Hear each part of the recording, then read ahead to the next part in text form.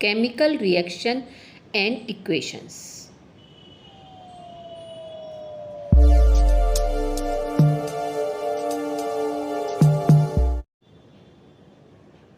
तो ये आप लोगों के लिए प्रैक्टिस क्वेश्चंस है। इन क्वेश्चंस को यदि आप लोग कर लेंगे तो समझ लीजिए ये चैप्टर आप लोगों का 100% रेडी हो गया। इससे अलग ऐसा कोई क्वेश्चन नहीं होगा जो आप लोगों के एग्ज़ाम में आए। इसी टाइप के क्वेश्चंस आएंगे, लैंग्वेज थोड़ी चेंज हो जाएगी, थोड़ी कोई इक्वेशन कोई अलग हो गई, बस इतना ही होगा, बट आएंगे इसी टाइप के क्वेश्चंस। मैंने इस चैप्टर के जितने भी हैं सभी टाइप के क्वेश्चंस को कवर कर लिया है। तो आप लोग इन क्वेश्चन को रीड करिए पहले और फिर स्टार्ट करिए करना। और कहीं कोई प्रॉब्लम होती है तो आप लोग उसका मैसेज कर दीजिएगा।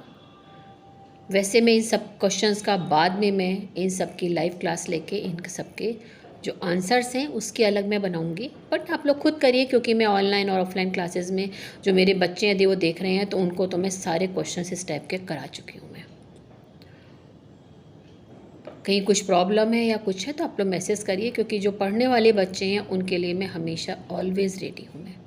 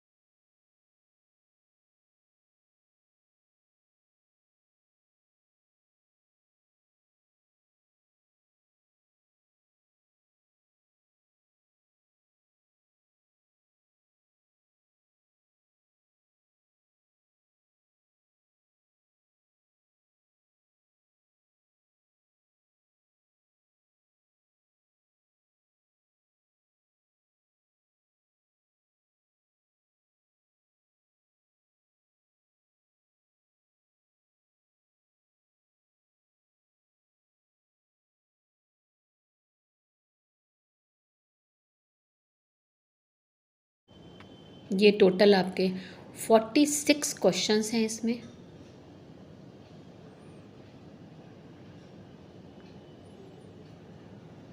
आप देख रहे होंगे मोस्टली सभी क्वेश्चंस में मेनली आप लोगों को इक्वेशन आनी चाहिए, आपको केमिकल फॉर्मूले आने चाहिए, किसके दो केमिकल यदि हमारे कंपाउंड से उनके मिलने से किस तरह का कौन सा केमिकल बनेगा, कौन सा सॉल्ट बनेगा, वो सब प्रॉपर आना चाहिए।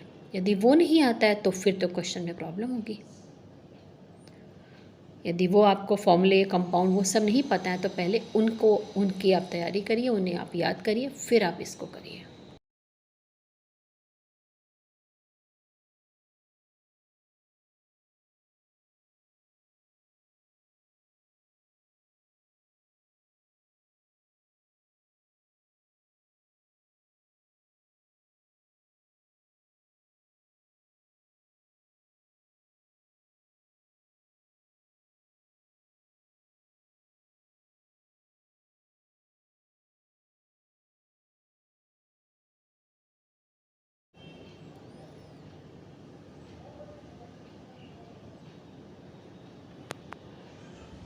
जैसा कि मैंने आपसे कहा था टोटल 46 क्वेश्चंस हैं।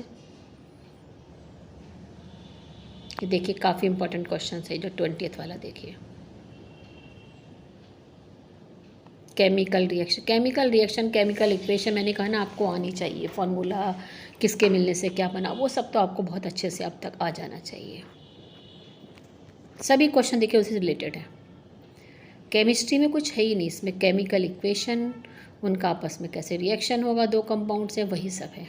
जैसे बायो में यदि आपने डायग्राम सब लर्न कर लिए, मैं हमेशा कहती हूँ, और उनकी विद लेबलिंग, तो समझ लीजिए बायो आपकी 80% हो गई। इसी तरह से केमिस्ट्री में यदि सब आपको कंपाउंड्स के आपके फॉर्मूले आते हैं, उनका रिएक्शन आता है, किसके साथ में कैसे होता है, वो रूल सब आपको पता है, तो केमिस्ट्री में कोई प्रॉब्लम ही नहीं होनी है, क्योंकि उसी टाइप के सारे क्वेश्चंस आते हैं।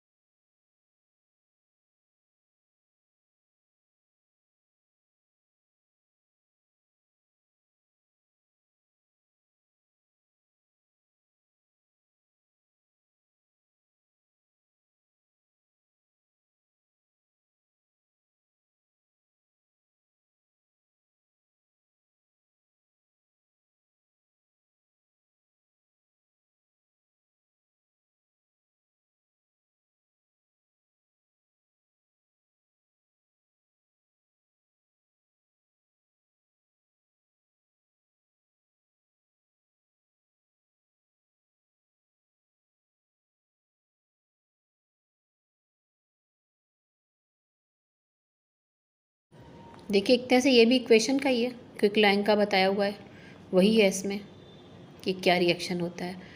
ये हमें आइडेंटिफाई करनी है रिएक्शन, और फिर बताना है। पता ही आपको कौन कौन से रिएक्शंस होते हैं, यू नो।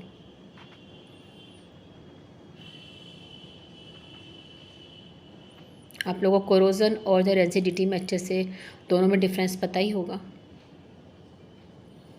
ये भी इतना देखिए इक्वेशन ही है। यदि आपको फोटोसिंथेसिस की आपको आती है और इक्वेशन है कैसे रिएक्शन हुआ, तो आप इजीली इसका आंसर लिख सकते हैं। सब जगह देखिए वही है, ये आपके इलेक्ट्रोलाइसिस का, बट है तो उसका वाटर का डिकम्पोजिशन ही।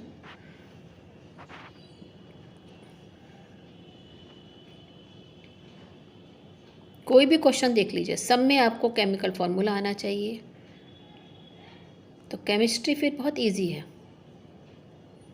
यहाँ भी देखिए एग्जांपल, आपको वो इक्वेशन लिखनी है 3 आपको।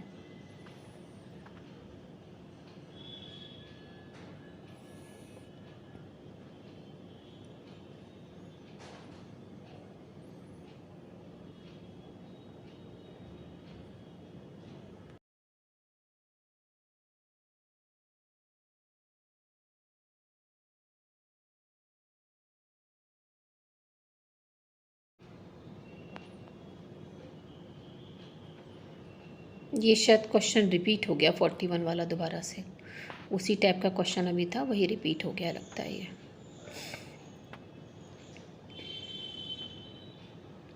आप लोग सोचोगे ये तो बायो का क्वेश्चन नहीं है तो केमिकल जो इक्वेशन का, तो ये हमारा केमिस्ट्री का भी क्वेश्चन हुआ।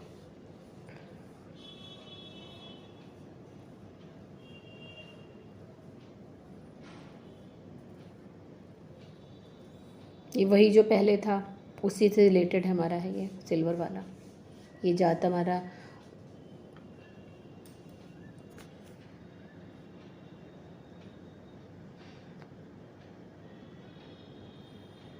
यहाँ भी देखिए केमिकल इक्वेशन लिखनी है, इनके आपस में रिएक्शन होंगे तो क्या होगा। यदि आपको पता होगा आयरन को हम क्योंकि आयरन जो है नॉर्मल कोल्ड वाटर के साथ में, स्टीम के साथ में रिएक्शन होता है, तो क्या होता है ये